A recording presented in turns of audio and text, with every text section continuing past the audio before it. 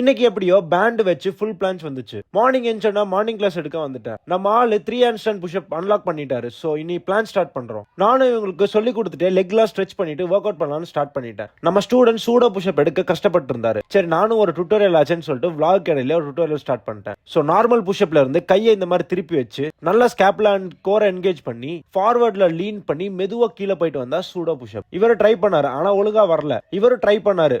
பேசிக்னால கொஞ்சம் லீன் பண்ணாம ட்ரை பண்ணா டக்குன்னு வந்துரும். சூப்பரான ஸ்ட்ரென்த் பில்ட் பண்ணி பைக் புஷ்அப் ஹேண்ட்ஸ்டாண்ட் அன்லாக் பண்ணிட்டான். இதெல்லாம் முடிச்சுட்டு வெயிட்டட் ஒர்க் அவுட்லாம் கொடுத்துட்டு ஈவினிங் ஜிம் வந்துட்டேன். எக்யூப்மெண்ட்லாம் வெளியே வச்சுட்டு பிஃபோர் ஒர்க் அவுட் பாடி கண்டிஷன்லாம் பார்த்துட்டு அட்வான்ஸ் டக் பிளான் ஸ்டார்ட் பண்ணிட்டேன். லைட்டா அட்வான்ஸ் ஃப்ரண்ட் வீல் எல்லாம் போட்டக்கப்புறம் சிங்கிள் லெக் பிளான்ஸும் ட்ரை பண்ணேன். ஆப்போசிட்லேயே நம்ம நண்பர் டெட் லிஃப்ட் பண்றதை பார்த்துட்டு நானும் சும்மா இல்லாம ட்ரை பண்ணலாம்னு ட்ரை பண்ணேன். நீங்க எவ்வளவு கேஜி டெட் லிஃப்ட் பண்ணுவீங்கன்னு கமெண்ட்ல சொல்லுங்க. முடிச்சுட்டு ஃபுல் பிளான்ஸ் ட்ரை பண்ணேன். ஏதோ வந்துச்சு. 30 கேஜில புல் அப் ஒரு 4 செட் ஆஃப் 5 ரெப்ஸ் பண்ணிட்டு ஜிம்ல இருந்து கிளம்புற நேரத்துல இன்னொரு நம்பர் ஏதோ வீடியோ பார்த்துட்டு இதை ட்ரை பண்ண சூர்யான்னு சொல்ல நானும் ட்ரை பண்ணேன். எல்லா பொருளையும் பேக்ல எடுத்து வச்சுட்டு ஸ்டோரேஜ் ஃபுல் ஆயிருச்சு. Bye guys.